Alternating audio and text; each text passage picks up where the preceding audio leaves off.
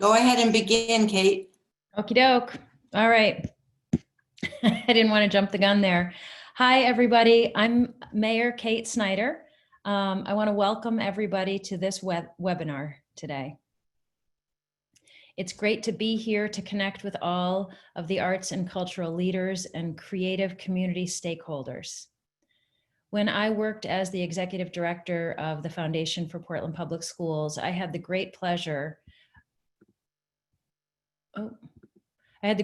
of working with Amy Petrin of Portland Ovations, Anita Stewart of Portland Stage, Carolyn Nishon from the Portland Symphony Orchestra, and Mark Passier from the Portland Art Museum on an initiative called Culture Club Portland.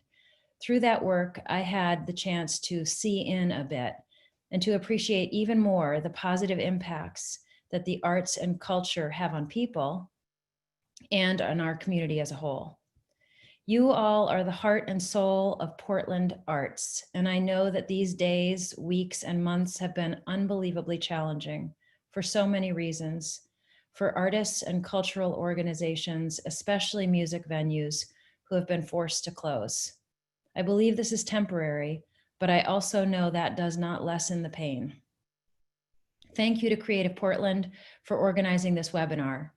We are working closely with Dinah and the staff of Creative Portland in the Economic Development Department of the City of Portland to develop relief opportunities for the nonprofit and business sectors. I'm with you, and I value the arts as a vital and integral part of our city and as an economic engine. I am impressed with the new art installations on the bus shelters and the temporary public art addressing social issues such as Black Lives Matter. We have many challenges to face together during this pandemic, and I do believe that we buoy one another. It is my honor to welcome Congresswoman Chellie Pingree, who, among many things, is the co-chair of the Congressional Arts Caucus. The Arts Caucus was created in the 1980s as a way for members of Congress interested in the arts to be able to influence art legislation and to promote the National Endowment for the Arts.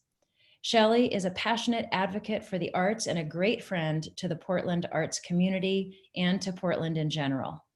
Congresswoman, we are most grateful to you for the CARES Act funds that you secured and for all you do for so many. And now, Congresswoman Chellie Pingree.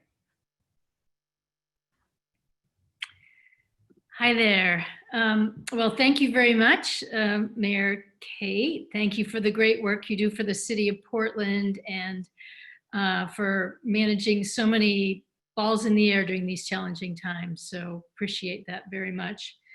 And thank you to Dinah and everybody at Creative Portland for including me today. I am thrilled to be a part of this. This is a somewhat complicated voting day for us, so I will have to kind of jump off after I speak, but I'm going to try to have the chance to hear what everyone has to say in the background, because I feel like there's no more important time to hear from everybody in the creative economy, the arts, about the challenges that you're all facing. So to everyone who's participating, thank you so much. And if we don't get to talk about everything that you would like to interact with our office, please contact us anytime. We're very engaged in this issue and really care deeply about it.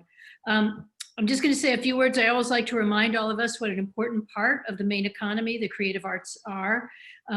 Now, these are pre-pandemic numbers, so everything's a little bit confusing now, but it counts for about 16,000 jobs. It's the third greatest segment of our economy when you compile all the arts entities together, and it accounts for about $1.5 billion. And as we know, it also has a lot of impact on our hospitality industry, our retail industry, just so much of our state.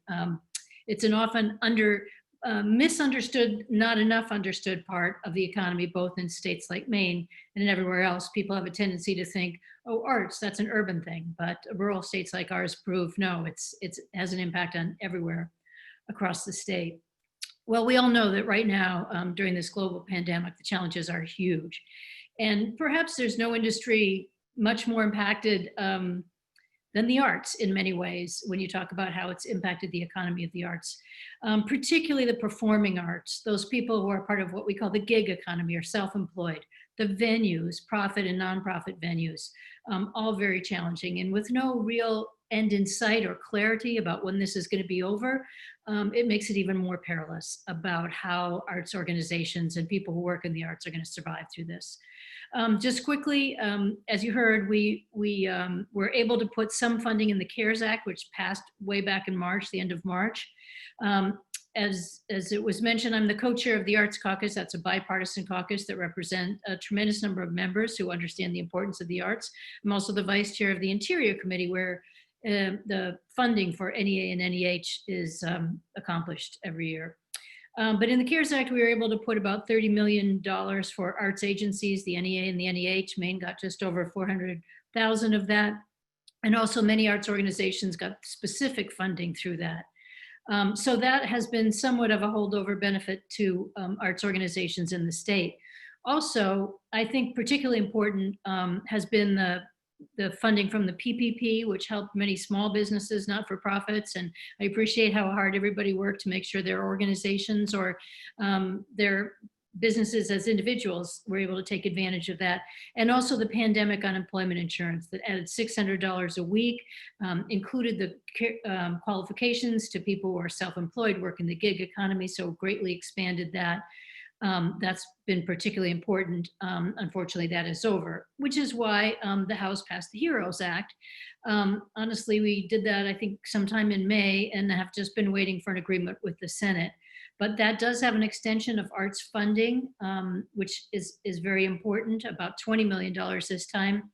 It extends the PPP and allows for a second opportunity, and extends the pandemic unemployment insurance. While that gap is already growing, we're hoping that there could be more funding for that.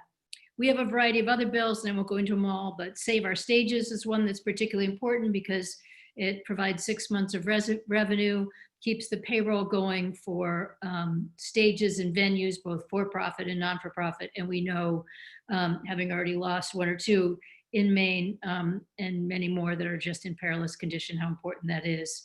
The CREATES Act is something else I've also worked on that expands government programs like the SBA to the arts and recognizes their important contribution to our communities. So that's just a little overview of the importance of this funding.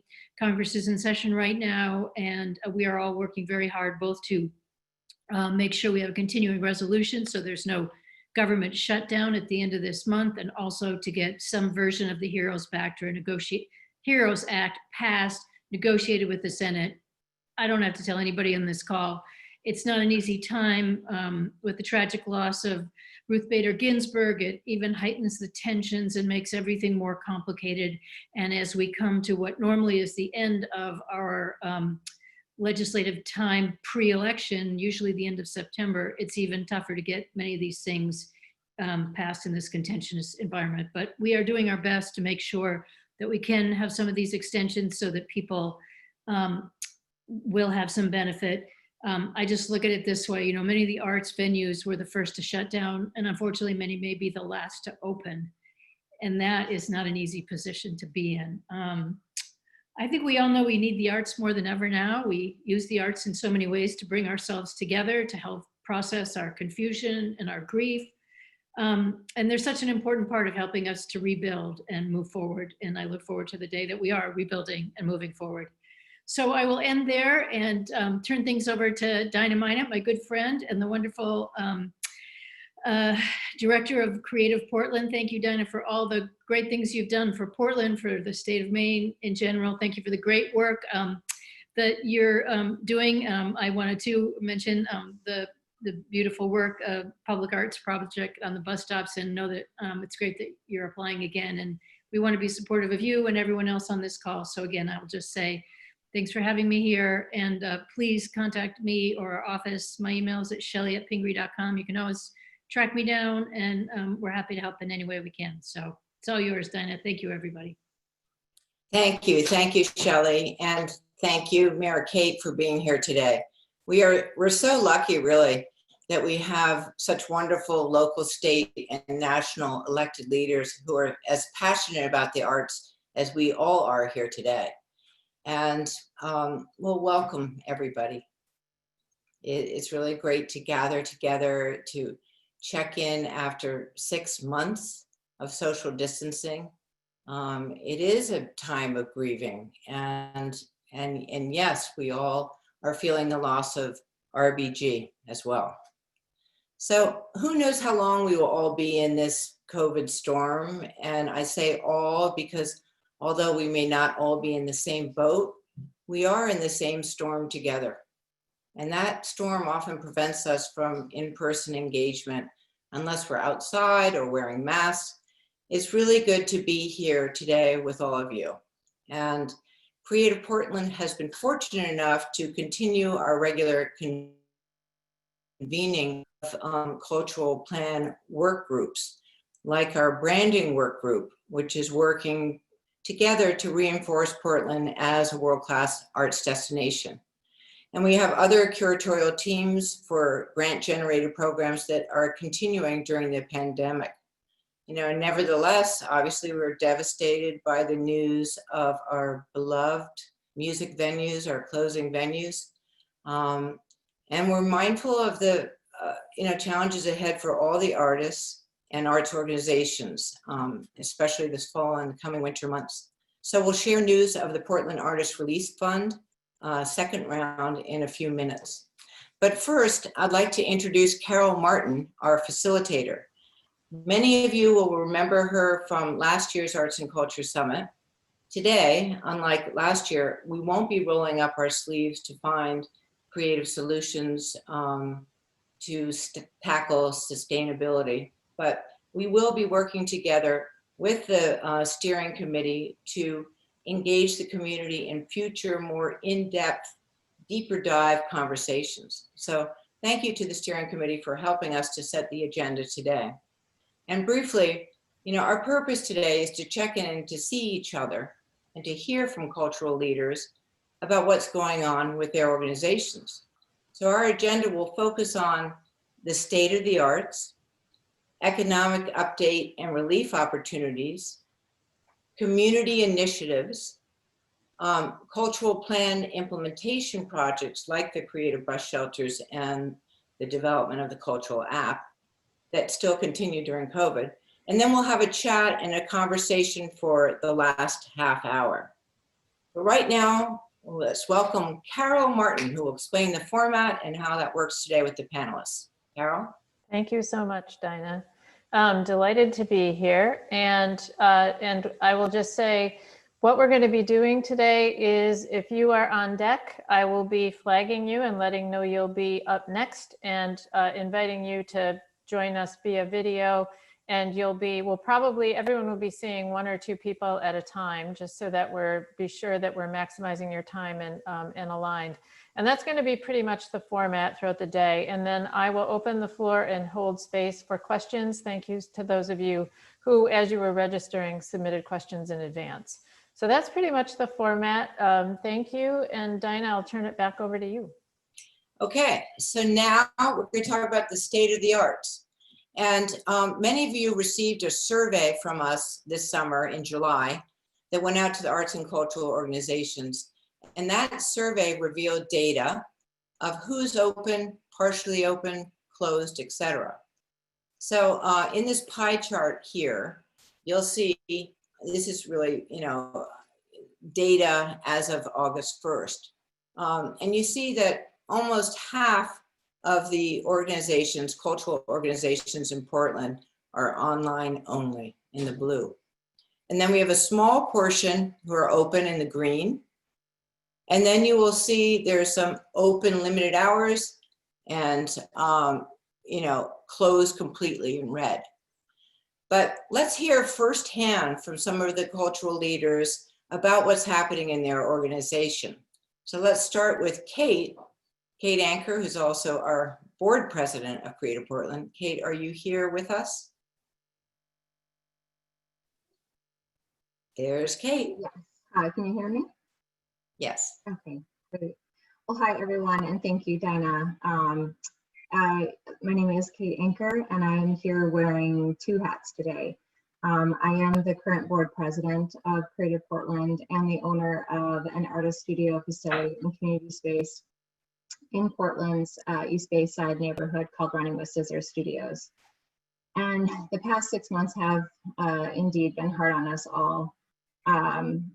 Speaking for Creative Portland for a minute, we have been closed since March, and we've had to have our staff furloughed slightly. We've also had to suspend programs such as the First Friday Art Walk, 2 Degrees Portland, our music production here, and our in-person art gallery.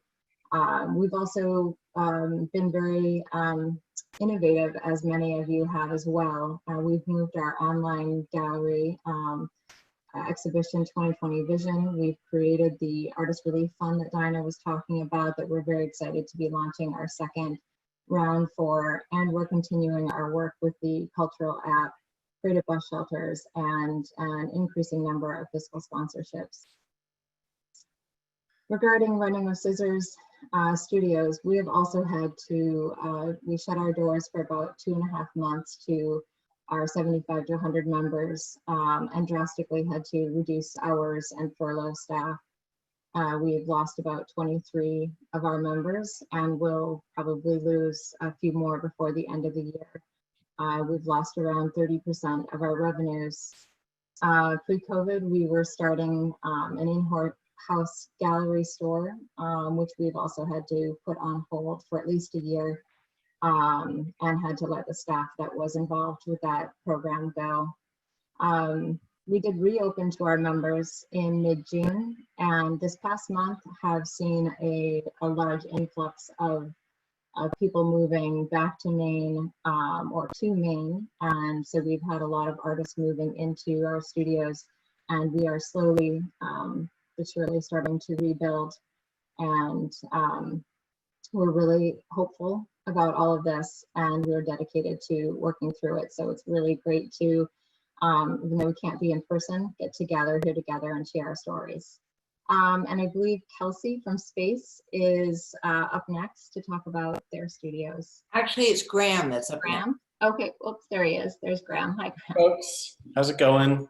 My name is Graham Kendi. I'm the Director of Strategic Communications and Public Relations at the Portland Museum of Art. And like lots of you, we've really struggled to figure out what our footing is in this moment, in this climate. And fairly early on, I will say we are open. We opened in mid-June as one of the first sort of cultural organizations in the region to do so.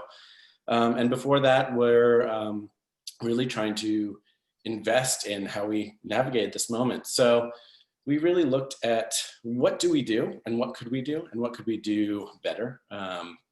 And we've always been a real digital first organization, but I think this crisis really pushed us to think through that even more. So how could we continue to put exhibitions online in really robust ways, given that everyone was going to be engaging with the PMA digitally? How could we reinterpret our programs? How could we put our didactic materials online in a way that was accessible and continued the PMA sort of vision of being friendly and accessible and welcoming for all? What that really meant was a lot of content production for us. So between March 13th and June 23rd, around when we reopened, we put out probably, I'm just looking at the stats, 150 to 175 pieces of unique content, which included videos and activities, letters and essays from leadership, different perspectives from individuals throughout our community. That's been a huge focus for us, making sure that we are inviting the community in and to use our platform to tell their stories, to interpret artworks, and to engage with exhibitions. And what we've seen is that people are here for it. I mean, obviously a lot of us are working from home and we're doing this call today virtually. But people are engaged in a way, particularly with the PMA, that we have never seen before. 2019 was a record year for us for attendance, and we were expecting that would continue in 2020. Well, unfortunately, it was closed, so we've been unable to do that. But we did see in that first 3 months, 1.2 million people engage with the museum digitally. And that was 100,000 more than all of 2019. So we're expecting at this rate about 4 times that amount, and we've been really excited about that. And what that really says to us is that people are interested, people are plugged in, and the more that we can continue to bring all of our arts and culture priorities to our communities, people are really, really here for it. And again, also through these moments of social justice and renewed action, we're continuing to really lean on our commitment to DEI work. And that's pretty much it. I know we are on limited time, so I'll pass this off to whoever's next. Thank you, Kelsey. Hi, can you hear me? Yes. Thanks. Thanks, Dinah, for bringing us all together. My name is Kelsey. I'm the Executive Director of Space Gallery, downtown Portland, right next to Mecca and close to the Portland Museum of Art. I just wanted to thank all the artists who might be on this call, as well as those event staff who have had to be furloughed from many of our organizations and made them go and were at the front of house. And just state our solidarity with any of the activists or change makers who are demanding that some of the problems that became part of this real crisis are finally being reckoned with in the public sphere. Space was a very vibrant space in the before times. We had over 200 programs a year live in person, in addition to behind the scenes students tours. We had over 50 events that we canceled, and we've rebounded with different virtual programs and have currently offered over 25 different virtual programs, from online concerts to book launches to community conversations and film screenings. We immediately pivoted to how we can pay artists, and that's really top of mind with our organization, and how do we make sure the creative economy makes it through this really difficult financial crisis. We immediately gave out over $70,000 to artists throughout the state who showed financial need with the Andy Warhol Foundation, and are currently working on 2 other relief grant efforts for musicians and also for artist collectives and different artist-run projects. As our doors are closed, we've pivoted to making sure that we are continuing to keep Congress Street the heart of the Arts District, and we love all the different neighborhoods in Portland and the broader Portland area. We've made our entire building into a series of public art projects, and are launching actually a public art project in the public sphere in the coming weeks called Recite, that will explore Portland's history as part of the Maine bicentennial. And our studios never closed. We kept pretty rigid rules for people coming and entering the building when our downstairs and public facing offices closed. And we've offered rent-free studios to artists of color, and are continuing to explore how we can do part-time artist residencies for different artists here in Portland working on major projects. So a lot of good and a lot of hurt. So thank you. Thank you, Kelsey. Amy, are you there?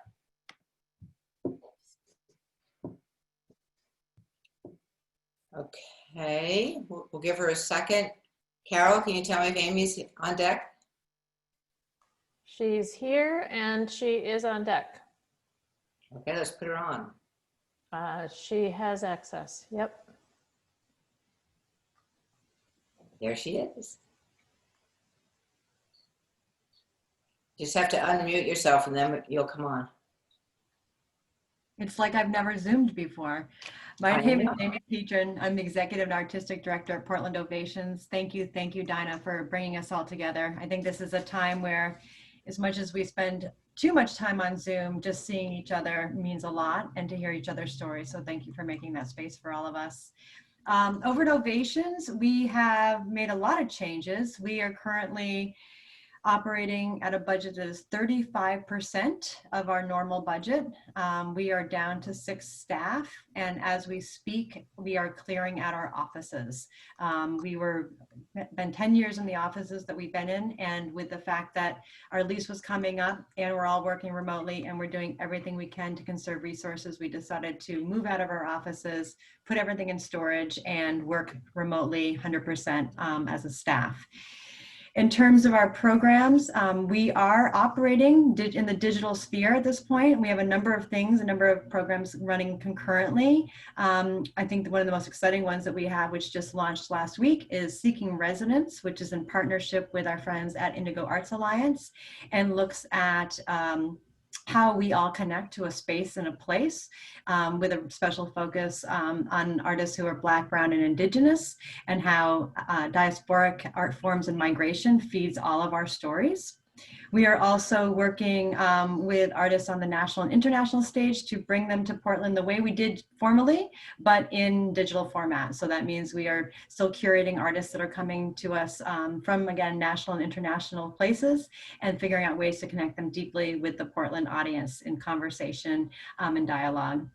We are also providing digital arts integration everywhere, which is the way for home folks at home and or in schools to take part of using arts integration in a digital digestible way. And then shortly, we are going to be announcing a new statewide initiative to support Maine artists that will be coming up shortly and that we're really excited about. At this point, a lot of what Representative Pingree said about being the first to close, the last to reopen, and not knowing what the reopen looks like. We're all in a similar place of focusing on what we can do and what we do well, and looking forward to when we can all be together again. So thank you. Thank you so much, Amy. And hopefully Lauren Wayne is here with us. Nice to see you, Amy, looking good. Hey, am I up? You're up. I have Lauren sees my state poster right behind me. Man, doom and gloom time. Doom and gloom. Thanks. Tell us the truth. What's happening? Oh, I have no issue telling the truth. This year's been so great. Kidding. I'm Lauren Wayne. I'm from the State Theater, Thompson's Point, RIP, Port City Music Hall. So we know it's not news. It's been devastating to all the local venues here and to the music industry in general. We shut down in March. We are still shut down. Since then, I've had to lay off 100% of my payrolled part-time staff and 50% of my full-time staff. That includes, you know, everybody from admin to box office to production to bar staff. It does not include all of our contractors, including our security staff, our food vendors, our production equipment company, and our cleaners. So it's been pretty rough. I think most everybody's heard we had to announce the closure of Port City Music Hall permanently. That was back in July. You know, when you're staring at paying rent on a room that's dark for over a year, it's a pretty black and white decision. Yeah. We fortunately are in a pretty good situation at the state. We have our rent deferred until we can reopen. That's obviously tremendously helpful, but you know, it's going to take us years to get out from under that. It makes no sense. It's upside economics to try and reopen under restricted capacity. It doesn't really, you know, it doesn't take longer than 30 seconds in a calculator to figure that out, right? So, you know, we based our business model not only on mass gatherings, but selling 1,000 to 1,900 tickets per event based on $35 average ticket price. It's pretty basic math. You can't make that work with 50 people. You can't make that work with 500 people. And so seeing how, you know, it's not just us, it's all of the touring industry. It's completely shut down right now. You know, we're looking maybe at late Q2 2021. I doubt that will happen. Right now, it's probably going to be more like Q3. Let's hope. Right now, everything is pretty unknown for our industry. We did do some streaming. We're going to continue to do that throughout the year. It's not making us any revenue, and we never wanted it to. It's just a way to get the artists that we work with mostly just paid, and in order to kind of keep them working. That's been really, really fun and heartbreaking too, just to be in an empty venue and watch a great band on stage. And so that's pretty much it. We've spent a lot of our time organizing as venue owners and operators. We did form the Maine Music Alliance. I think my friend Scott will be on later to discuss that. That was basically like a last-ditch effort to try and raise funds for the smaller, really struggling venues who sadly are not doing great. And right now our best hope really lies in the Save Our Stages Act. So thank you to Representative Pingree, Senator Collins, who we were pretty instrumental in getting her on board to co-sponsor that in July, and Angus King, Senator King, announced his support for that last week. So it's really a waiting game right now. Yay. Okay. Lauren, I have one question for you. Once you mentioned how every dollar spent on a ticket is X amount of dollars for the rest of the local economy, the restaurants, hospitality, Right. etc. Can you explain that a little bit and tell how that ripple effect works? Yeah, so obviously, you know, the music industry, any live events industry, performing arts, we do have a direct economic impact on our local community and our state economy. But we generate $12 of indirect revenue in our local community, restaurants, hotels, you know, retail shops. So, you know, I think everybody can remember when the State Theater was closed for 4 years, or even, you know, when it was a porn theater back in the 70s. Congress Street was not the same. Even 10 years ago, it just wasn't the same. And now it's just bustling with all kinds of new places. And they're our dearest neighbors, and we love and miss them so much. They, you know, I hate this word, but they fortunately, most restaurants have an opportunity to pivot. Granted, they're not making nearly the income that they're going to need to make, especially over the winter. But it'll be interesting to see what happens if more venues and arts organizations shut down, to see what kind of, you know, economic impact and rolling impact that'll have on the community. Okay, thanks so much. We're going to move on to the next person, and that is, I believe, John Danos. Are you here with us, John? Yes. Can you hear me? We're going to, unfortunately, we are running behind a little bit, so it always happens to the people at the end of the line here, but we're going to have to be succinct in our presentations for the rest of this period. Okay, Yep. Go ahead. I'll make it quick. Hi, I'm John Danos, co-owner of Cove Street Arts and Green Hut Galleries. We reopened both galleries in June and are currently open our regular business hours, although we do limit the number of people in each gallery at any given time. After reconfiguring the schedules at both galleries, exhibition schedules, we're sort of back on track and now opening exhibitions on a regular basis. As a matter of fact, if you hear some banging in the background, it's because we're hanging a new exhibition here at Cove Street that's opening on Thursday. We have canceled all in-person events, so there are no openings, opening receptions, but we did start last month doing online artist talks that are streamed live, and then recorded versions are available. But in terms of partnering with other organizations for musical events and film screenings and things like that, we haven't been able to do it since those all require being in person. It is a beautiful space, Cove Street, and there's plenty of room when you go into that space. So it's something I really recommend for people to go visit those galleries. There's tons of space. It's a spectacular, stellar gallery. Daniel, welcome. Hello. Hey, Dana. I'm Daniel Mentor, co-founder of Indigo Arts Alliance with my wife, Marcia Mentor. Indigo Arts Alliance is currently closed to the public and not able to offer public events or presentations in the space at all. But our staff is continuing to work in the studios. Marcia and myself, along with our program coordinator, and 2 interns are currently working in the studios. Since the initial COVID shutdown, we've switched our artist in residence program to an online format, and we've been implementing virtual programming. We're continuing to schedule artists in residence, with the next one coming up in February. However, we're making a contingency plan in case we're not able to open early next year. We're continuing with our virtual programming as we've been doing since the shutdown, and we're developing new programs that can be presented online. And that's all we have. That's great, Daniel. We'll see you in a little while to talk about the Okay, relief thank funds. you. Thank you. Okay, so is Kelly, Kelly, are you up? Kelly Horenko. From University of Southern Maine Art Department. She has been promoted, and she is here. Okay, so Kelly, just unmute yourself and unlock the video, and we'll be able to see you.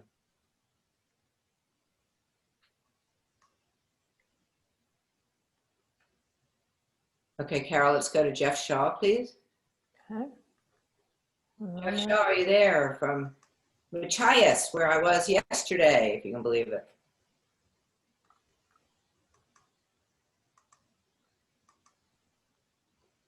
Jeff has been added.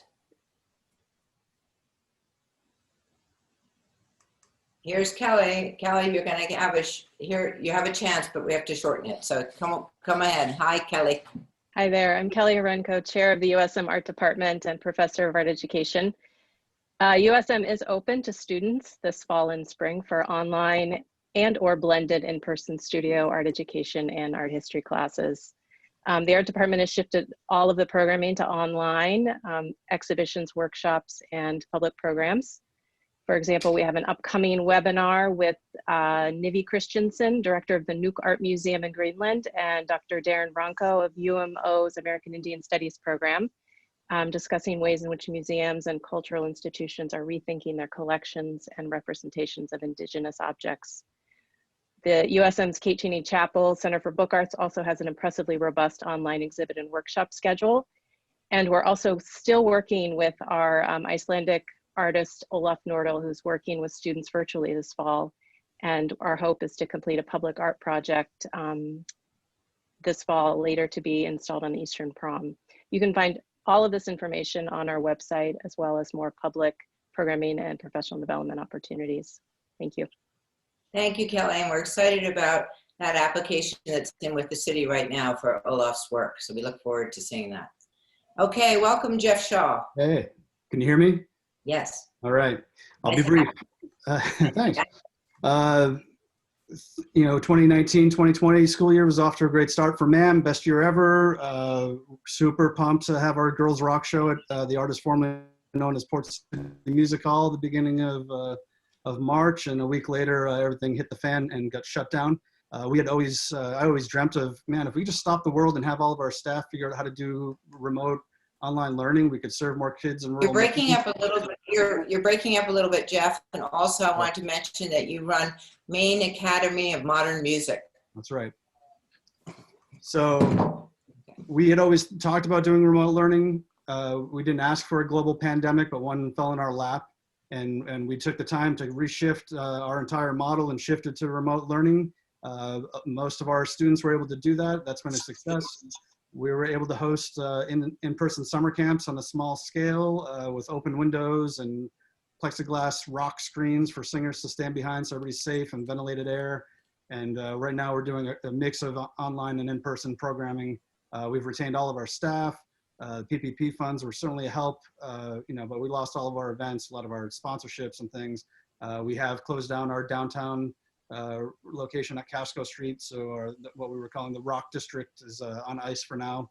But we're pivoting, we're adapting, and just trying to be optimistic and be creative and what can we do, how can we do it, what workarounds can we find, and how can we do this together. And I've had some great conversations with a lot of folks on this call and maybe on this webinar about, hey, what can we do, how can we do it safely, and let's get through this. All right, thank you so much, Jeff. And now we're segueing into the economic update portion of this webinar. And we welcome Quincy Hensel, who is the CEO of the Portland Regional Chamber of Commerce. Quincy, are you here with us? I am. I'm starting my video. There I am. Awesome. Excellent. Dinah. It's great to see you, Dinah. Thank you. And the whole Creative Portland community for inviting me here today. I just want to touch base quickly on the current state of businesses in Portland, as well as emphasize the crucial role the arts ecosystem plays in our region. And frankly, I think Lauren Wayne said it well. I've had the chance to commiserate with her much over the last few months. Businesses are struggling, and the arts and cultural community and organizations are no exception. And so we are doing whatever we can to work collaboratively with Creative Portland and other organizations to help support all of the businesses that just have so much, and in some cases, endless need. And so our goal and our mission right now is to pave a way for recovery. A thriving arts and culture community is essential to the survival and the growth of Portland and our region. The arts is an economic engine within our economic engine of Portland. You're such a critical part of our workforce and a critical part of our economy. I think Lauren also said, when there's a show in town, just like the trickle effect that has around people coming into town and parking in garages and going out to dinner and maybe catching another museum while they are in town. The arts really helps feed our hospitality and our restaurant sector, and in return, our hospitality and our restaurant sector feeds the arts. And in my mind, and most importantly, I think the arts and the vibrant cultural life that we have in our great city attracts people to live and to work in Maine. It's a requirement people look for when they're deciding on where to call home, a requirement when businesses are looking to relocate. We have that vibrant cultural life here, and we need to ensure it remains active and integrated into the community. Our success and survival depends on it. So on behalf of the Portland Regional Chamber of Commerce, I am thrilled to be here. We love the partnership with Creative Portland and stand ready to help and support you and all of your members in any way we can over the next few months and next few years as we all build towards recovery. Thanks, Dinah. Oh, thank you so much, Quincy. Great to see you. There are many relief opportunities that we'd like to tell you about, but you won't hear all the details regarding eligibility or how to apply today.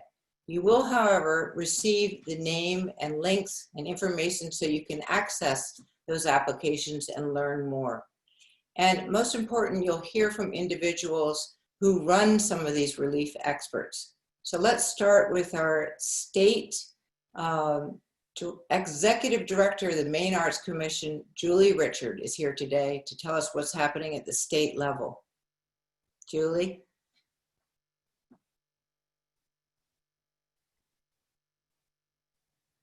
Hi, can you? Hi, you just have to unlock the video, yeah.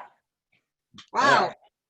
Okay, so we've done webinars, but I haven't actually been part of this kind of thing yet, so. I know, I'm moving everyone awfully quickly, I apologize, but we have a lot to pack in and everyone wants to see each other.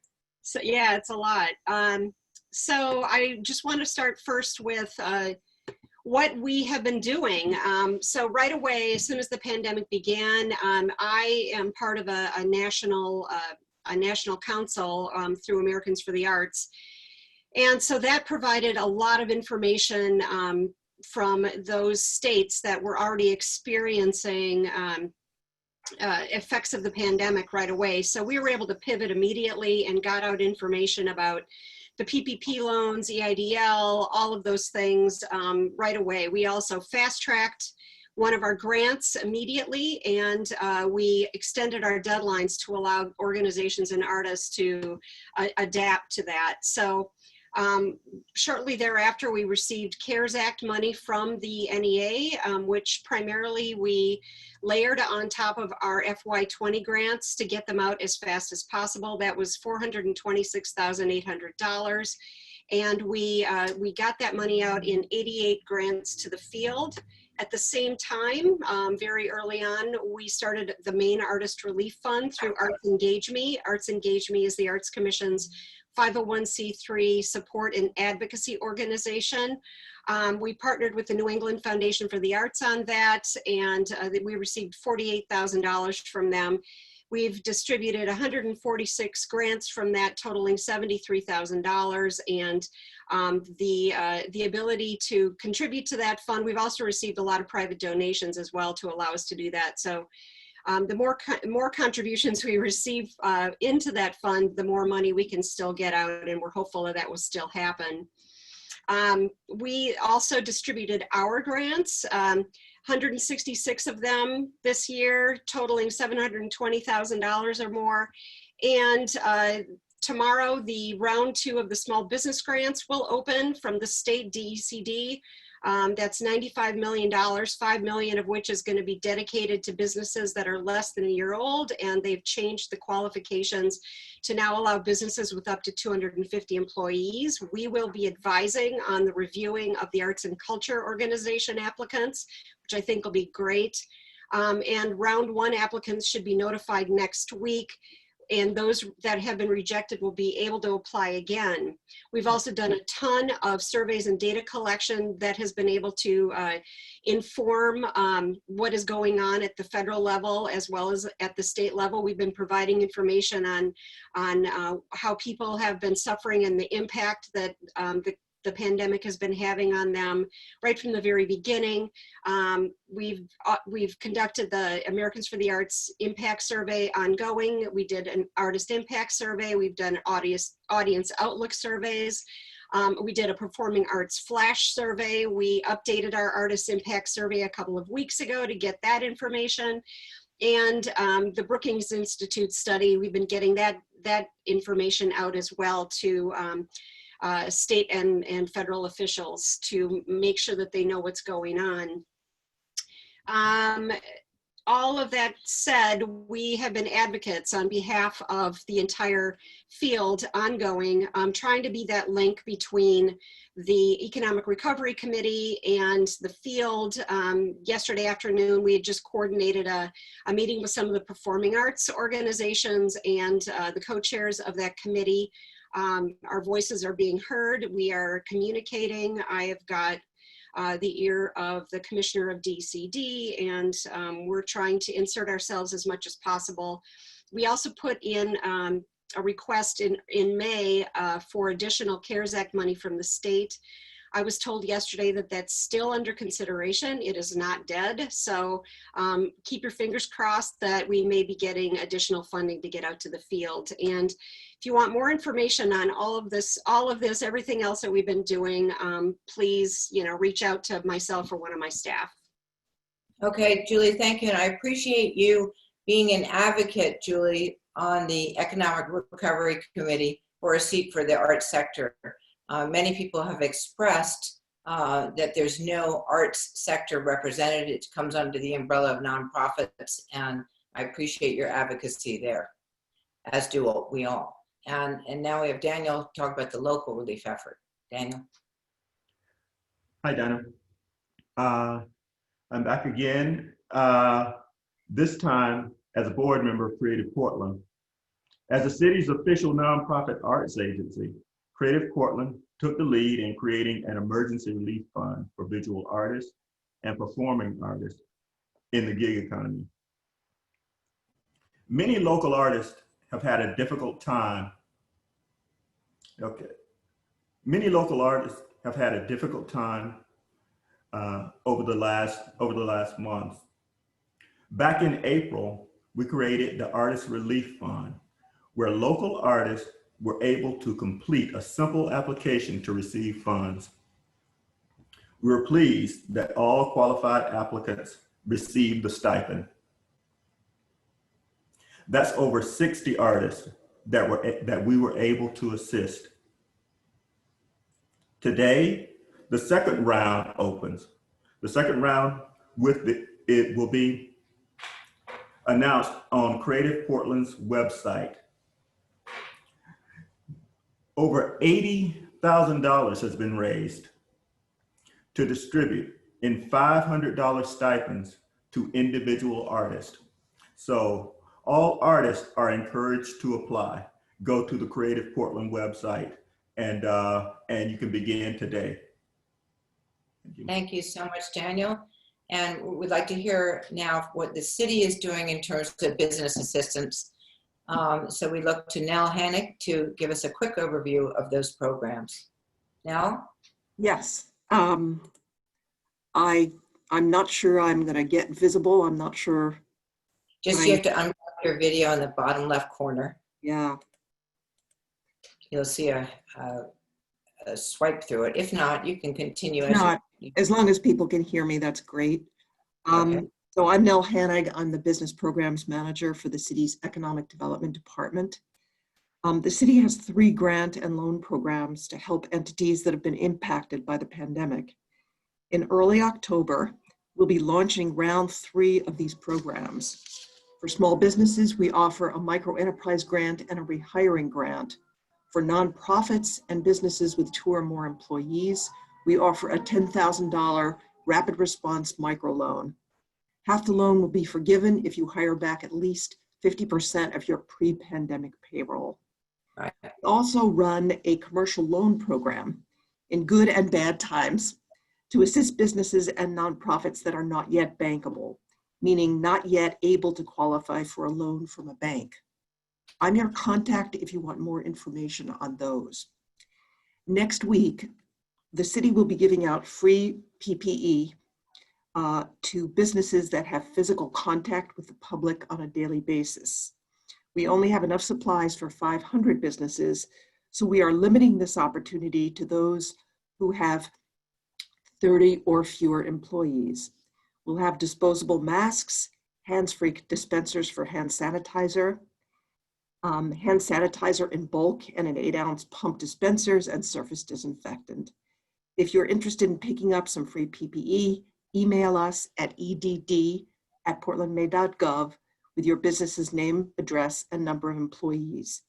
Feel free to contact me if you have any questions. I'm at nrh@portlandmaine.gov. Thank you. Thank you so much, Nell. I really appreciate that. And next we're going to talk to Scott Mueller, who is running the Maine Music Alliance. Are you there, Scott? I am here, yeah. I'm coming to you live from the passenger seat of my car here. This is from Bar Harbor. Okay, here we go. Live from Bar Harbor. So I'm Scott. I'm the co-founder of the Maine Music Alliance, and thanks, Dinah, and everyone for having us be a part of this. The Maine Music Alliance is a very new organization. We're a fiscal sponsee of Creative Portland, so thank you as well for that. It all kind of started as all the venue owners and operators in town kind of commiserating on a call weekly together and, you know, talking about how bad things were and what are we going to do? How's this all going to work? And then that quickly turned into organizing. And what came from that is the Maine Music Alliance, where we can use our collective voice to be louder than any one of us can individually. You know, of course, we are continuing to advocate for Save Our Stages and the Restart Act, things like that. But we also needed to prepare for the reality that those might not come along. So we kind of needed to take matters into our own hands. Though we're still optimistic about some legislation coming down, there's just been no signs so far that it's, you know, going to come at least in time to make a real impact. So, you know, I think, like I said, we just thought that together we can be louder than any one of us can be individually. So we launched a fundraising campaign, and in less than a month, we've raised about $25,000, which is, you know, going to go a long way. And that's all from individual donors. We are also going to shift to a corporate strategy of trying to solicit some corporate donations. We know everyone's hurting right now, so we're going to see where that all falls. But I think one of the biggest services that we can do is kind of educating the public that there are people behind these businesses, and it's not just a business that had a flawed business plan. It is a business that got impacted by something beyond its control, like everyone. But we were the first to close and the last to open. It's become a cliche, but it's a cliche for a reason. And I think it's important to just know that we are all kind of closed. Like, we all could, open to some degree now, but one, it's not profitable, and two, it's not safe. And our biggest job is keeping people safe at our shows. And until we feel like we can do that, we can't be open. Excellent. Thank you, Scott. And we feel you, Scott. We really feel you.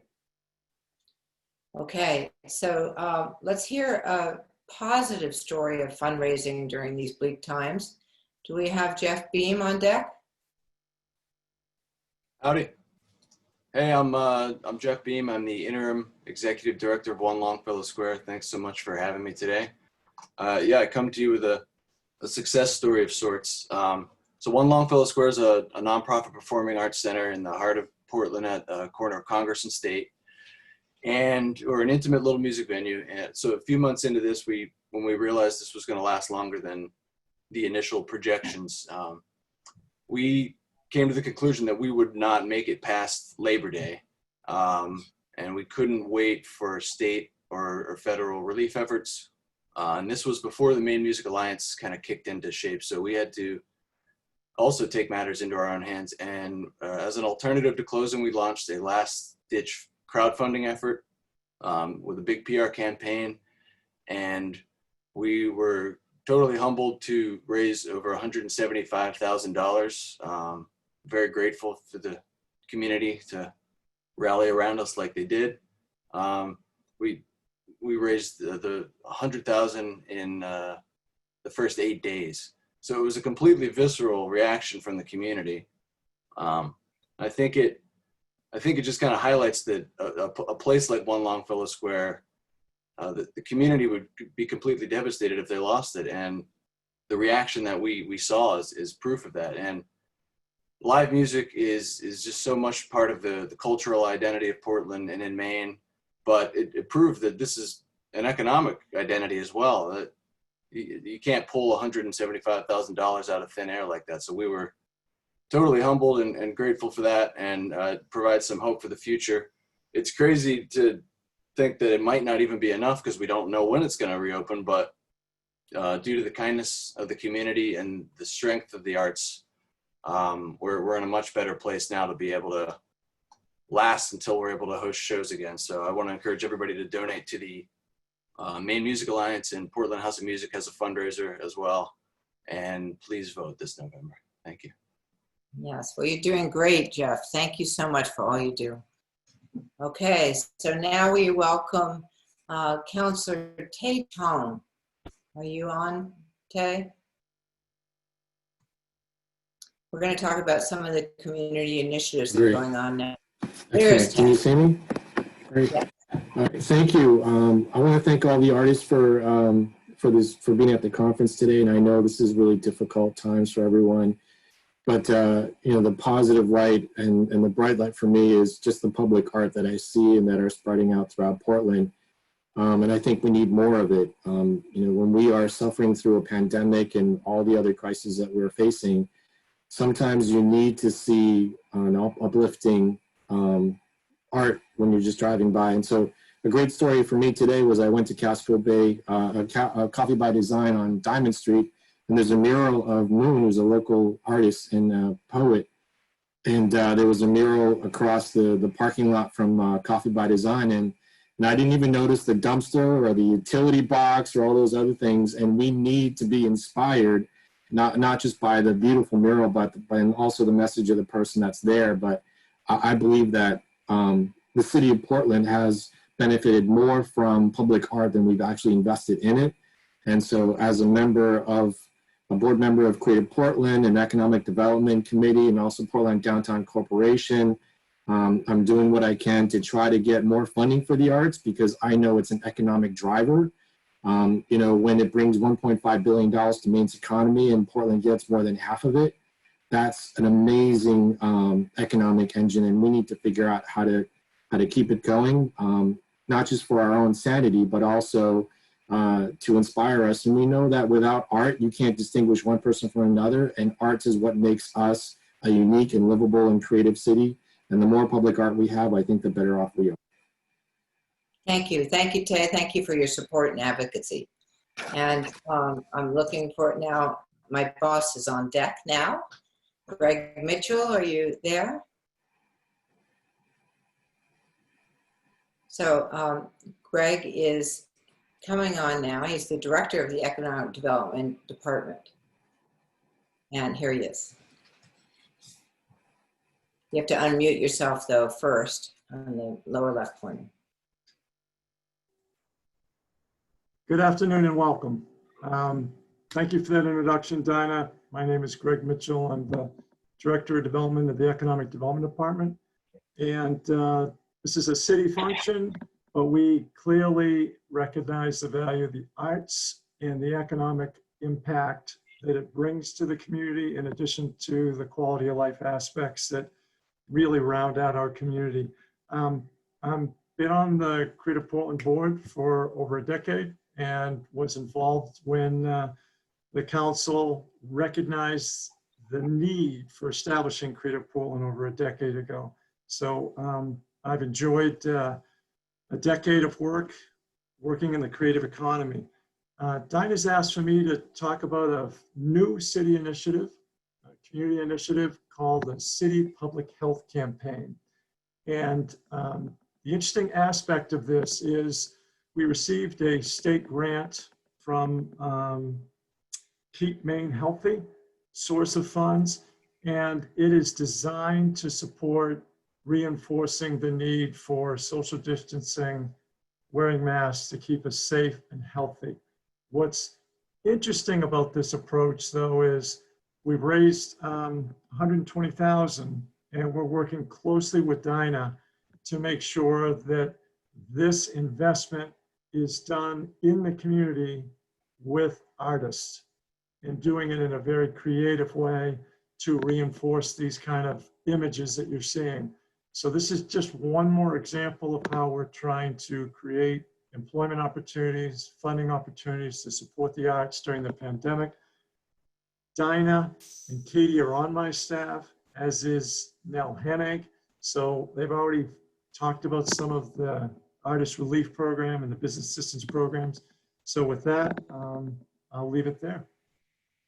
Thank you so much, Greg. And yes, Creative Portland, the nonprofit, put out a recent open call, and we received wonderful response from local artists, who are interested in reinforcing the city's public health campaign. And it's really important to keep hiring artists and to keep the artists' local styles and culture and vibe relevant during this period. So, one artist, for instance, came up with this graphic that might be seen in a large, 5-foot by 30-foot banger hanging from the facade of a building. The idea is, superheroes wear masks too, and we're trying to reinforce the safety practices that the city health campaign is implementing.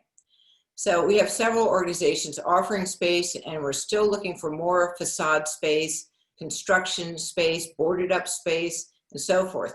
Mechanics Hall, Maine Med construction site, and others have offered their exterior walls to hang art or project art, even put stencils, arts messaging. We might do some asphalt stencils on the streets and so forth in compliance with those safety practices, to reduce the spread of COVID as the months unfold. Julia, hopefully is on deck here. She is a sister colleague in the Office of Economic Development, and she will identify herself and tell you what she's doing to also reinforce the messaging for the public health campaign. Welcome, Julia. Thank you, Dinah. So as Dinah and Greg shared, what the Office of Economic Opportunity brings to the table in this public health campaign is the intentionality about being inclusive in our campaign. And when we say inclusive, we don't just mean in terms of the imagery, but also the interpretation of the campaign. We put out a grant application process for our community-based organizations that could bring a different sort of flavor or brushstroke to the campaign itself. And we were happy to go through the process of funding about 9 organizations from different communities, linguistic, racially, and ethnically diverse backgrounds. We also, of course, language plays a huge piece. And so we have gone through the whole process of translating the whole campaign into the 5 most spoken languages in the city and make sure that it reflects the multiple identities that us as Portlanders bring in order to strive for a strong sense of belonging in our city. So that is my very short. Well, some of the, Katie, we're going to go back to the public art slides for a minute, the samples, and show how the different communities have been represented during this time. As I say, the social impact messaging through creative messaging that has taken place on murals. This is a beautiful tribute to Alain Nahimana, who was the former executive director of Greater Portland Immigrant Welcome Center. And I believe Mary Ellen Lindeman commissioned this to go up on the wall of Coffee by Design in the alleyway down there in the East Bay side. This is a brand new mural by Ryan Writes Something, and we want to show some of the other samples of work that have gone up this summer to pay tribute to people that we care about and to pay attention to the movements and social issues that we're faced with today.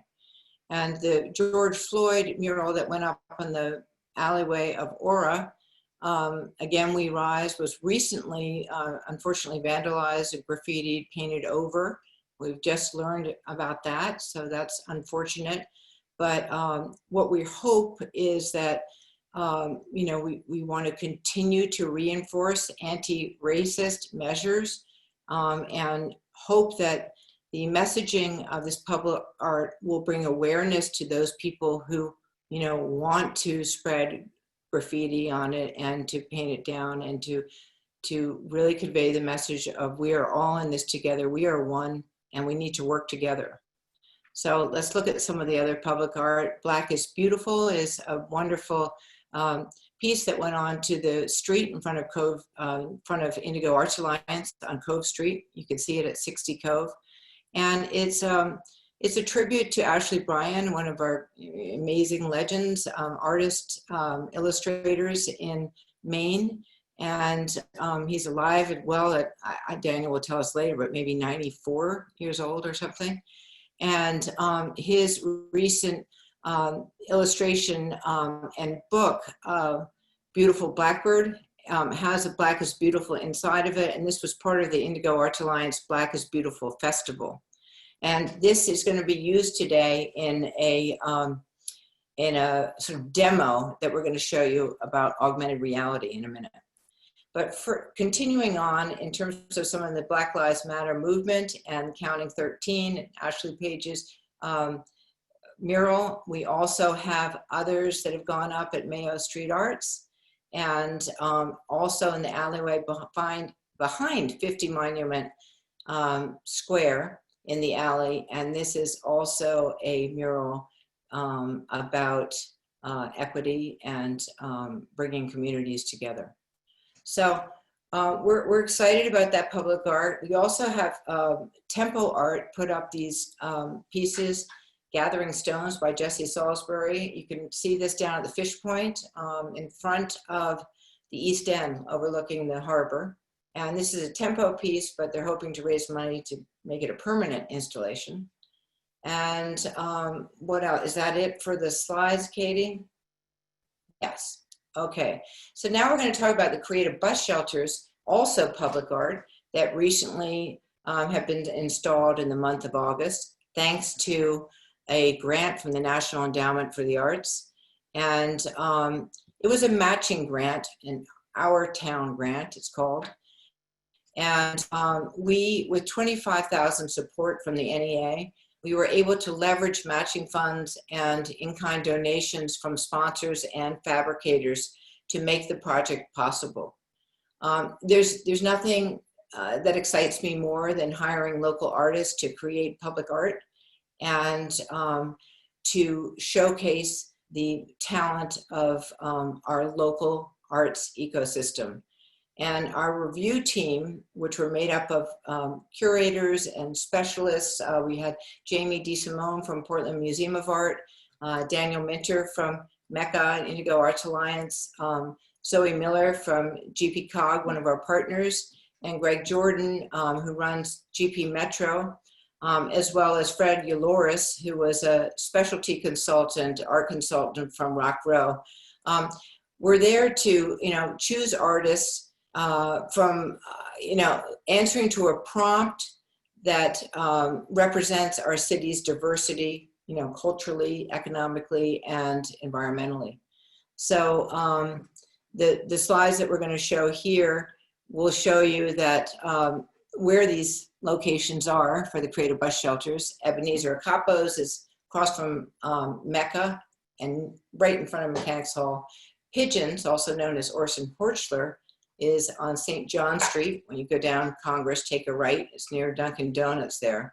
And Justin Levesque's piece, Glacial Retreat, is a commentary on climate change, and that is installed on the USM campus on the Husky line there at 88 Bedford. And Katie, maybe you can go back again to show those, once again, those three shelters, starting with the top of Ebenezer's. So that's Ebenezer's. That is a steel cut powder coated piece. So American Steel and Aluminum provided the materials and the laser cutting. That was a huge, huge savings and allowed us to be able to hire artists to implement these art installations. And Design Tex actually did the printing of the next shelter, which is mostly vinyl. And these are photographs and digital images by Justin Levesque, who is a wonderful artist and graduate of USM. And you can see his piece with the melting glaciers in the pool of water on the sidewalk. And the color was handicap blue paint. That was particularly a fun thing to order. Okay, and then the next one is Orson's Pigeons Project, Maynard Project, which really highlights and represents portraits of his friends and people he met that were also from away, like himself, who were dealing with xenophobia and dealing with, Mainers who were not so welcoming. So this piece really is a part of a larger initiative to evoke that kind of conversation and discourse and to spread awareness that we are all Mainers, whether we've been here for a long time or for a few years, or whether we're from far, far away or the next county over. So I'm really, really proud of their work, and it's kind of a miracle that we got them up not only during COVID, but really on a dime, thanks to the in-kind services and donations. Okay, so now Carol Martin is going to take over and help us with the chat. That we have probably 40 minutes or 45 minutes for people to. Are you doing the cultural app? Oh, yes, we're going to do that first. Okay, so this is actually very exciting, so let's not forget this one. We are going to talk about the cultural implementation project that we are working on as a result of a grant from Maine Arts Commission. So it's called the CCED2 grant, where we received 75 grand over a 3-year period to implement a project that came out of a strategic priority. In this case, to brand Portland as a world-class arts destination. And the project specifically was the development of a cultural app. And this project involves a website overhaul and also the development of a cultural app, which essentially, think of it as a 24/7 free guided First Friday art walk, free self-guided First Friday art walk. It's a digital tool to increase access to the arts. So it's available to you at any time you come to Portland, whether you're local or not, and you want to know what's happening in the arts. And we're very fortunate to develop this during COVID, when digital coders and creators are able to meet online. And I'm here now to introduce Sam Matiozian, who is founder of Yarn, which is a sister organization to Big Room Studios. And he has moved to California, to the West Coast, because there's such a calling and need for cultural app development and the tools he creates. But his passion and heart for sustaining the cultural life of Portland is still very much here. And we are so grateful to him, as we wouldn't be able to develop this app, which is really being created with 50% in-kind development and donation from Yarn. And we're working within a $150,000 budget to create an app that would normally cost 300 grand. So I'm very, very pleased to, well, first of all, before I bring Sam on, Katie, have you showed us the website page yet? Not yet. So, okay, so we just have to quickly show that. Sorry, we wanted to get that up so you could see that our website is going to look very similar to the cultural app. So you see these symbols, they're called Adinkra symbols that Ebenezer has also designed, that reflect wisdom, creativity, and the complexities of life. And those symbols will be used throughout this cultural app and as markers around Portland. But here on the website, you will learn about Creative Portland. You'll learn about the community arts events that are available 24/7 on our site as well as on the app. And you also will understand a little bit more about individual artists and their practices, interdisciplinary practices, as well as multidisciplinary. The arts cover performing arts, literary arts, visual arts, and so forth. So you can download the Creative Portland app for free at this stage.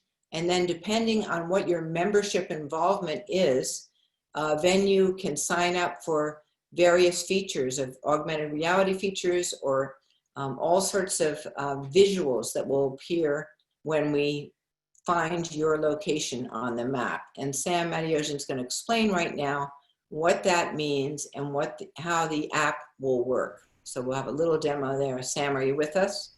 Hello. Hi. Can you hear me? Hey. In California.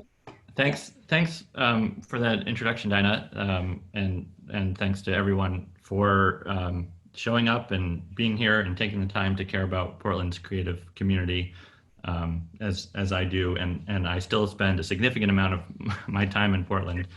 Don't fear, I'm not here forever. Let me see if I can screen share now. Let's make this work. Okay. Yep. All right, can you all see that? Yes, so Great. that you can continue.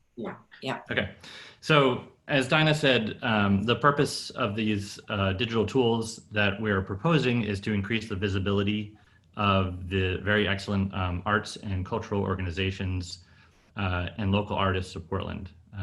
The ultimate goal is to increase the visibility in order to drive more attendance and engagement with the art, both among local arts patrons and among visitors to Portland. And we've talked a lot about the sort of economic impact of COVID, and we think that as we eventually emerge from those restrictions, that we'll all need to work harder than ever to help all of our organizations rebound. And I think that this tool is part of the solution for rebuilding and rebuilding attendance and rebuilding the arts economy. So I'm going to show a few examples of screens from the proposed app.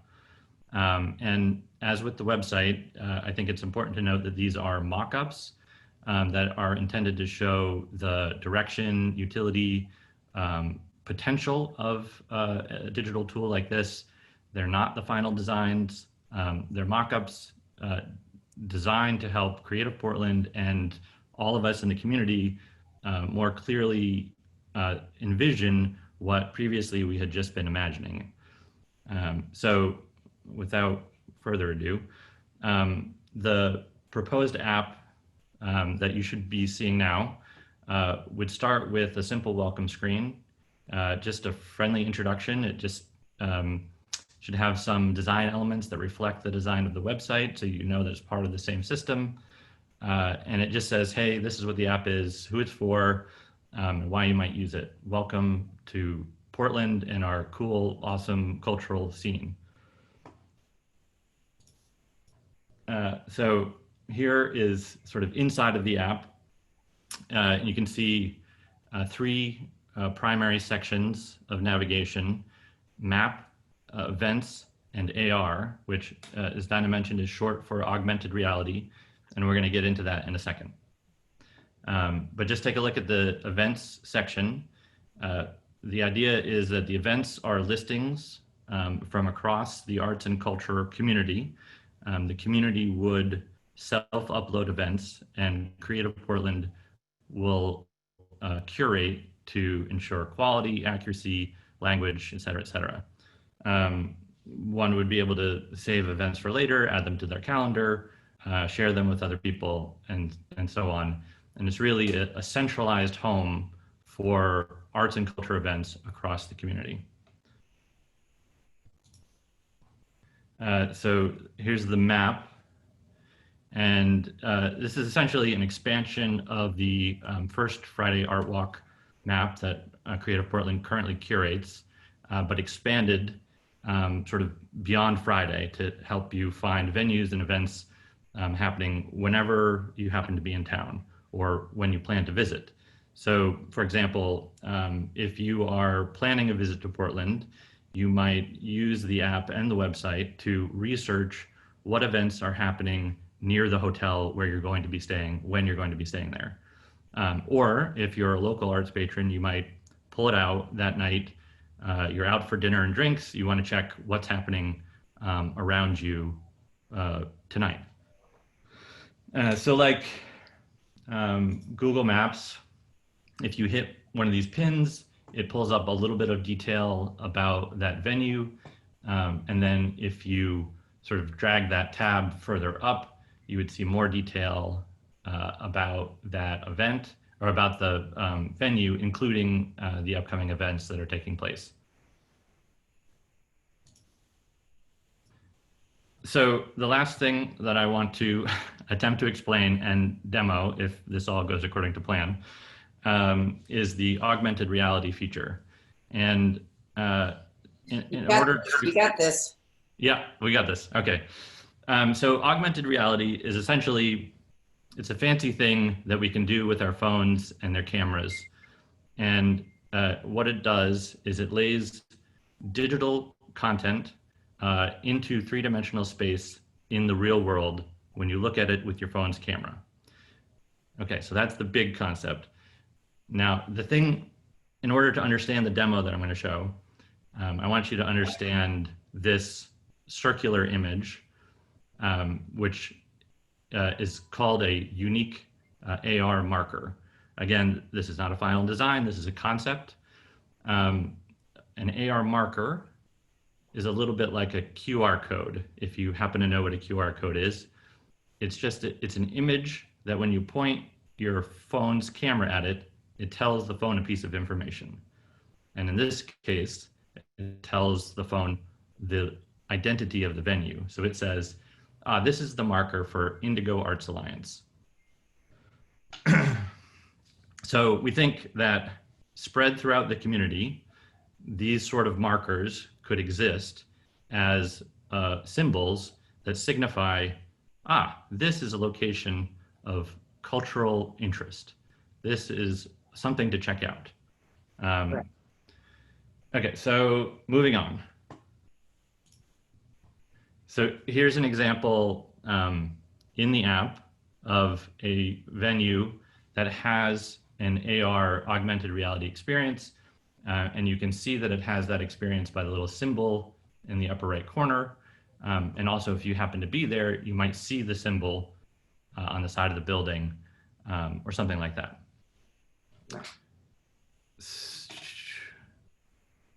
So if you were to click that little, tap that little icon, it would pull up your phone's camera view, essentially. So you're looking out through the camera, and it instructs you that you can find that marker in the real world, and you can point your camera at it.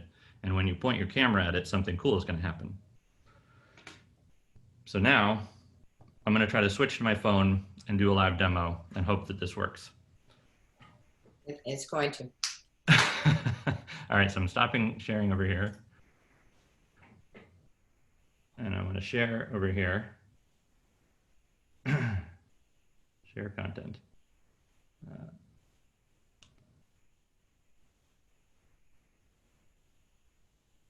It's not allowing me to share my screen. Okay, so what they have to do, Carol or Katie, is to take him off as co-host on the computer and put him on as co-host on his phone. It is.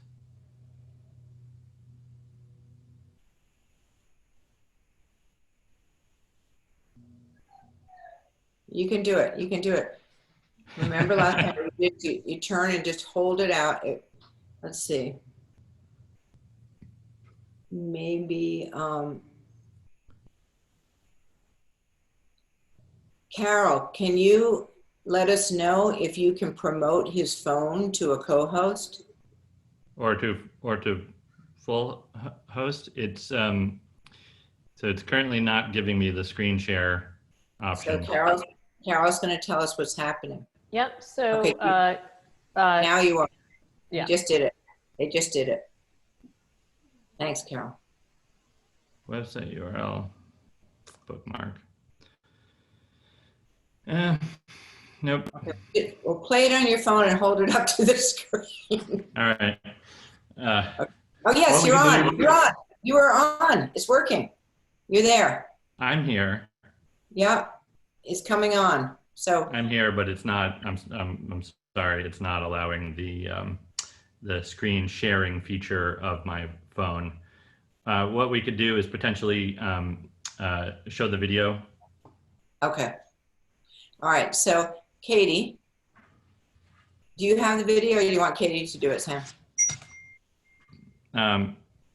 Either one, whoever gets there first. Okay.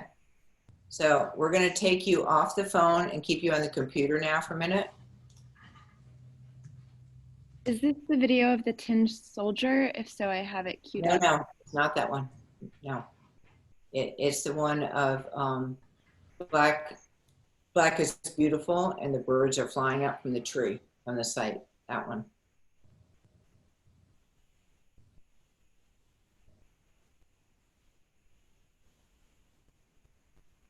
Sam has it. Okay. Well, this happens. I have to say everything else went pretty smoothly, let's face it. And even though we don't have the AR demo today, what we do have is the future opportunity to get together, not only with the branding work group. Can you put that slide up, Katie, of the branding work group? But we will be meeting with beta test groups to discover how to use this application, to understand the features, and to be involved in the test build process. So the branding work group, consists of several arts community stakeholders and city planners. As you can see here, we have the city, Creative Portland, Mecca, Mechanics Hall, OEO, One Longfellow, Portland Downtown, PMA, the Portland Public Library, Lewis Gallery, RadPlad, who may power the music listings, Running with Scissors, Space, Transform It, Visit Portland, and Yarn Corporation. And actually, Visit Portland's statement to us in the last meeting was so exciting because they said, this is a game changer. This sector, arts and culture, is not even acknowledged in the in Visit Portland or the Maine Office of Tourism as a NAV tab or a special sector. I mean, yes, they talk about the arts or the museum tours, but not on a scale that we would like the Maine Office of Tourism to recognize. The Maine makers economy is incredibly valuable, part of the creative economy and an engine for Maine.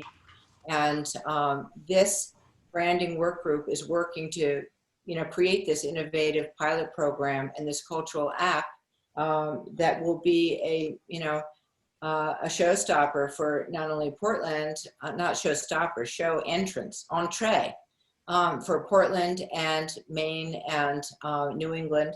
And we'll know what's happening now, what shows are on, and be able to access anything just with our handheld device. So I'm really, really excited about that. Okay, so I'm going to turn this over now to Carol Martin. It's 3:30. We're going to spend the last half an hour addressing some of the community chat and issues that have come through. So hi, Carol. Hi, Dinah. Thank you so much. I'm assuming everyone can see me, yes? So here we are. We're going to start with a few questions that were submitted at the time of registration, as I mentioned earlier.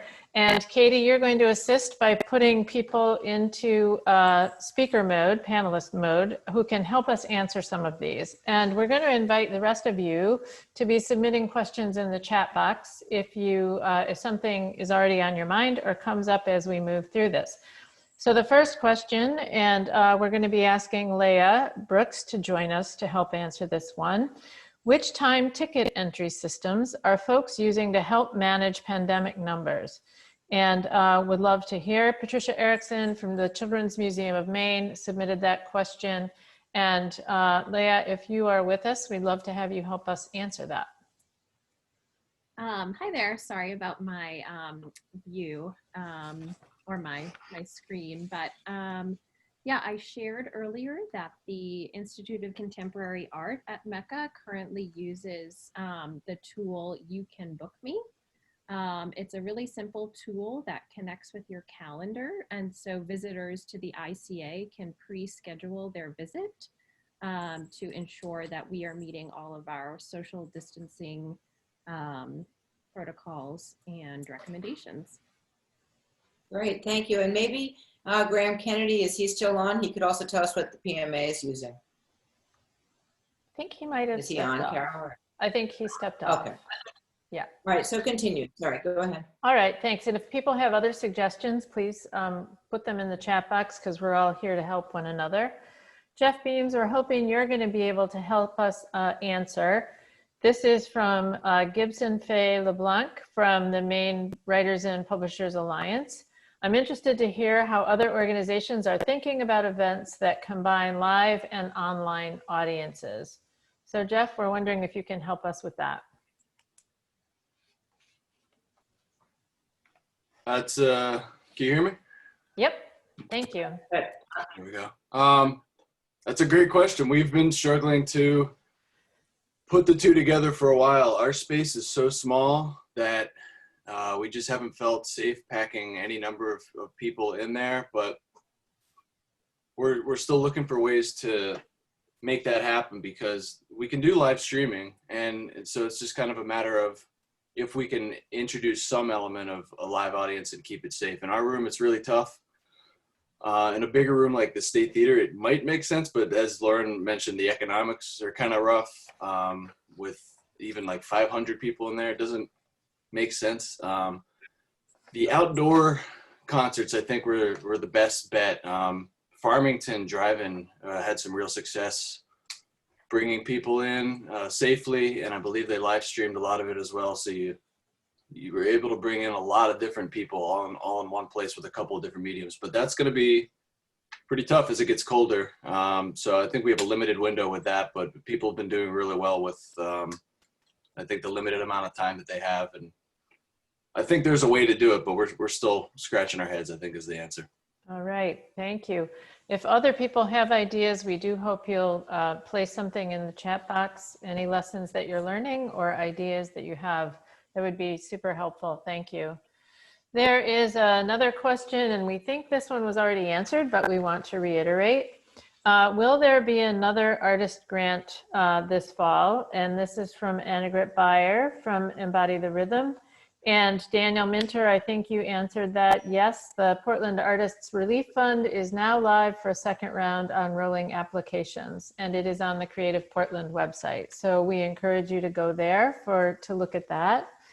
And I'm reading these aloud also because that way they will be in our recording. We are recording the session and we want people who are not able to attend to be able to access this.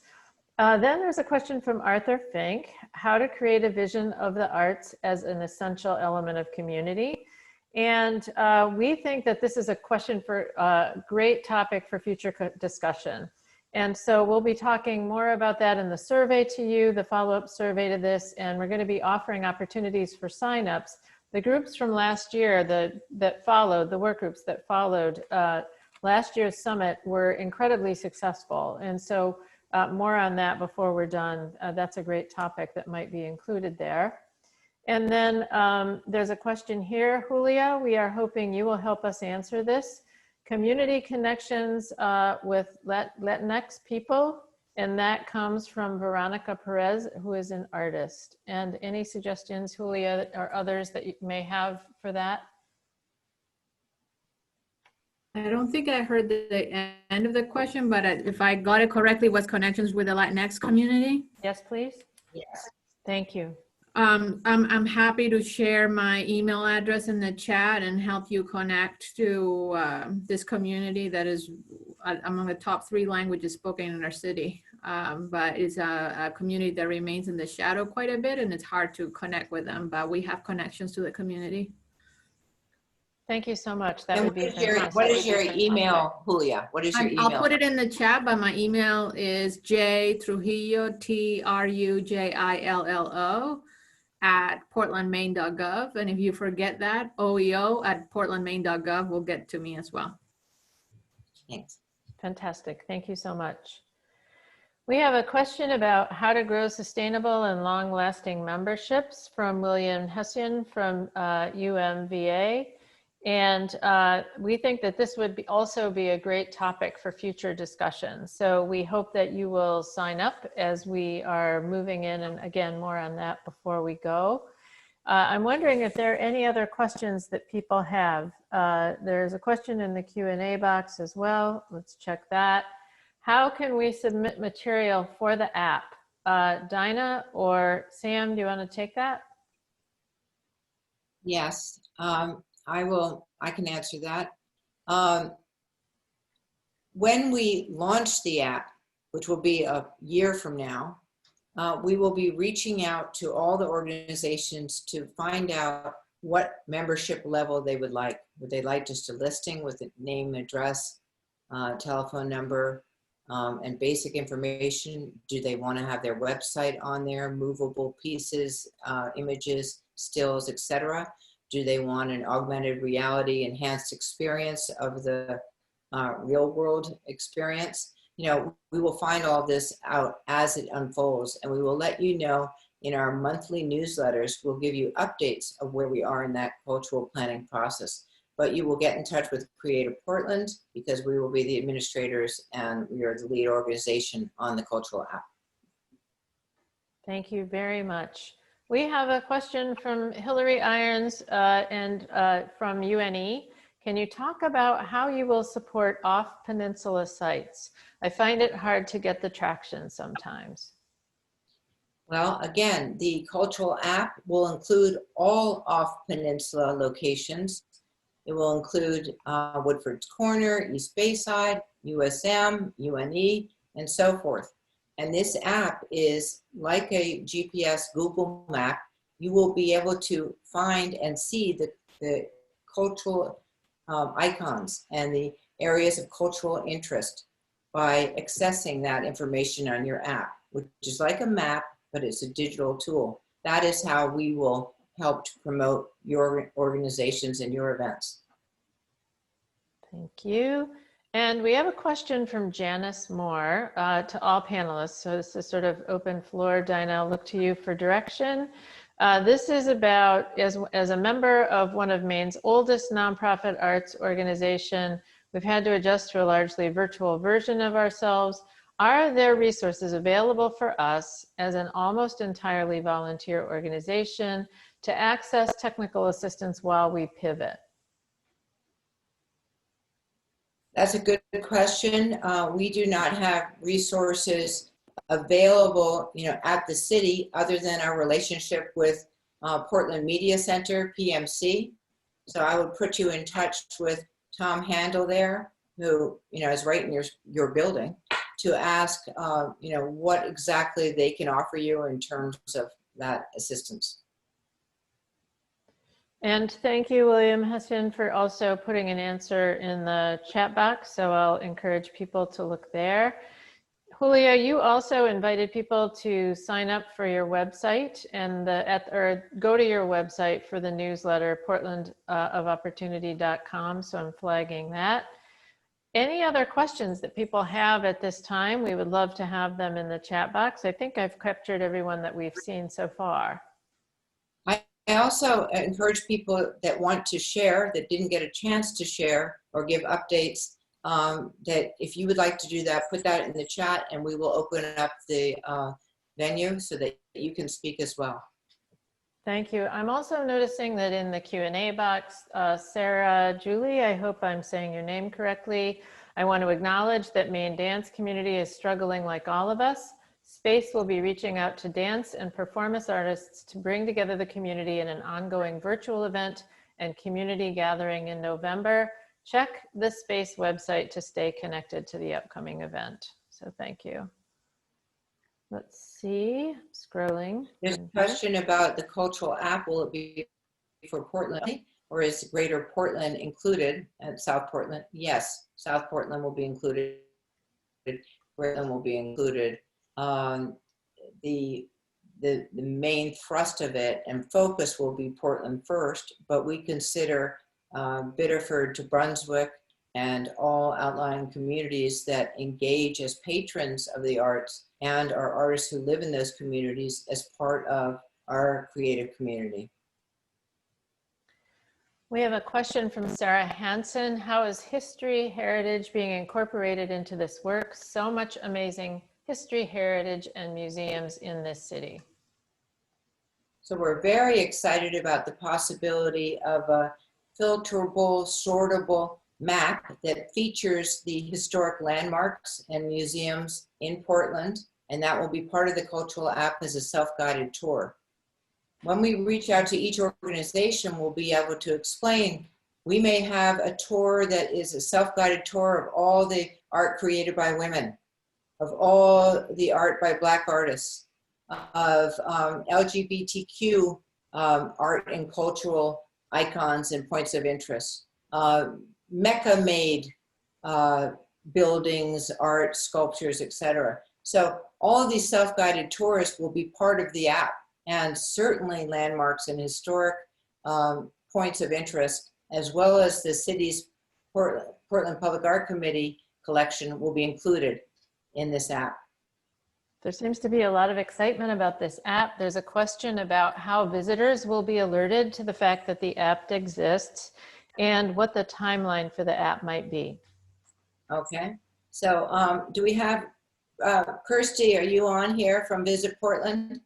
We will include the app, the download, availability at points of interest at the Jetport as you come in, as you fly into Portland, as you get off cruise ships, as you go to visitor centers, booths, Portland Downtown, Visit Portland, Chamber of Commerce. All of these organizations will help to promote this app who are supportive of the arts. And we will do a major social media blitz to get that information out there. And the timeline, any idea to launch? I would say that it will be ready to launch in spring of 2022. It's very exciting. All right, thank you. It's so exciting that I work on it on weekends, Saturday night, Sunday, whatever. I can't wait to see what the designers and the coders and the app and the team that Sam has assembled together between Sky, Reed, Daryl, Sam. It's been so much fun. I can't tell you. Katie and I are loving it. I bet. Here's another question about it. Will individual artists and open studios be included in the app? Absolutely. If you sign up and you put your name and your public facing and people can come to your location, then you're on the map. It's Cool. If it's self-uploaded situation, not unlike our virtual events calendar that are also, are available on our website. So it's about community buy-in, and it's about people who are interested in uploading the information, and then Creative Portland will have an ad administrator who will curate and call together the information. Thank you. Any other questions? I think that Sam has the movie. Sam? Do you want me to share a video of yes, the AR thing? We have 5 minutes. Let's do it again. It's here. Here, Yes, let me see if let me see if this works. Here comes the AR demo. It's crude, but it's, we'll give you the. Okay, can you see that? I can see the bottom. Yes. Here. Yes. Okay, so you obviously this is designed to take place at the Indigo Arts Alliance at Cove Street.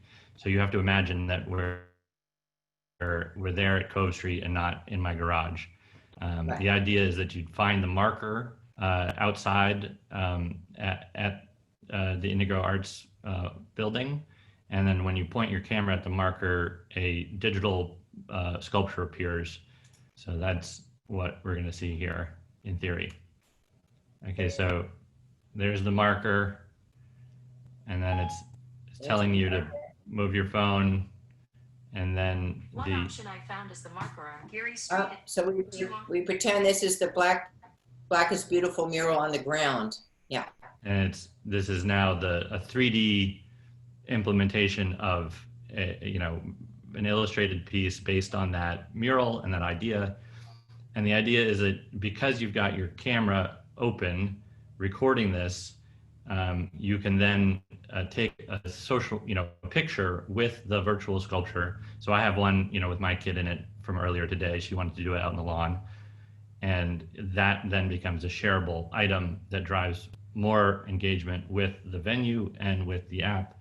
And become sort of newsworthy and PR worthy more nationally to drive attendance to these venues. That's so cool. And so I just like to imagine that there are these markers, you know, spread throughout the art community all over Portland, and you can wander around and discover these little magical, you know, virtual installations that relate to the venues. Maybe they're something serious with, you know, video and text about the mission or historic imagery, or maybe they're just fun and silly, like a giant rainbow lobster that becomes a fun thing that you can, you know, take pictures with.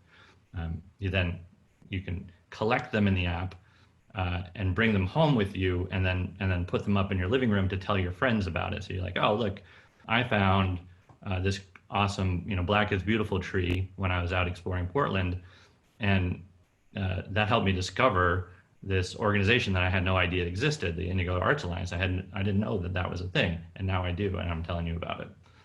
Yeah, and also another thing is that people who follow augmented reality pieces and look for them on social media, on the internet, they will see these pieces being shared via social media, and they'll look at it and they'll say, where is this location? Oh, it's in Portland, Maine. You know, so we'll put Portland on the map in a new way, which is really exciting. I can't tell you, you know, how this pilot program is such an innovative program for Portland, for Maine, for New England, for the United States. You know, I first saw it in Copenhagen, actually, a couple of years ago, and I was hell-bent to get that going here after seeing that, you know, being available as a tourist. It was fantastic. Sam, I hope you'll take a minute and read the chats, because they're very flattering and enthusiastic. Well, so yeah, it's lovely. Thank you, everybody. That's very sweet. Yeah, it's lovely, and it's very exciting. Yeah, thank you so much for persevering on that. Yeah, cool. Yeah, all right, take care. Everything in its own time. Yep. So I think we may be at a natural transition point, Dinah. So I'm going to step back and turn the floor over to you. Yeah. Yes, and hopefully we'll bring on Kate Anker as well to join me, and we'll say, you know, obviously we thank you, Carol, so much for putting that all together and for helping to make it a smooth transition from panelist to panelist, and thank you everybody for being here today. And please keep in touch and send Katie your updates. Katie, can you come on screen and say hello so people can put a face on you and let them know how they can upload their information? Come on, Katie. I'm Katie Page. I'm the program assistant at Creative Portland. So you can send me your updates about your organization. We're going to start a state of the arts webpage that is alphabetical and basically explains the status of your organization, and it's one place where everyone can go and check and see what's going on. And then we're continuing to list virtual events.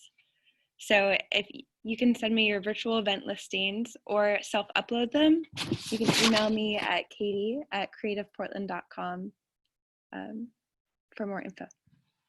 That's excellent. Great job, Katie, today and preparing for this whole thing. Fantastic. Thank you. And Kate, are you here now to kind of sign us out? And yes. Can you hear me now? You're pretty natural. Yeah. Okay. Yeah, I just want to say thank you, and Katie and Dinah, great job, and Carol, thank you everyone, and thank you to all the panelists. Thank you to everybody who signed in to listen and to participate. This is an important conversation, and as much as we would like to be in the same place together, it was really powerful to hear from everyone, even the you know, the not so fun things to hear, Lauren and everyone. But you know, last year at our Arts and Cultural Summit, some really fantastic things, such as the cultural app, came out of it through those committees and work groups that Dinah referenced. And so I really encourage everyone to take a look at the survey, the follow-up survey that we'll be sending out, and filling out that information and indicating what you might be interested in participating in, but also what you might be interested in helping us co-host.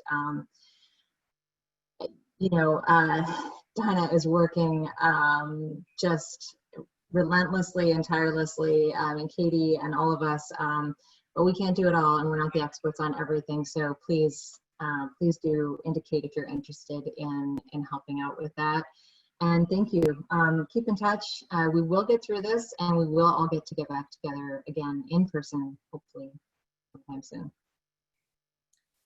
Thank you so much, Kate. Thank you for everything, for your support, and for being at the helm of Creative Portland. And I just wanted to say to some of the communities, I saw Sarah Julie's comment before, and the Portland Dance Month, which was such a fun addition to the Portland arts landscape and dance landscape in the past couple of years.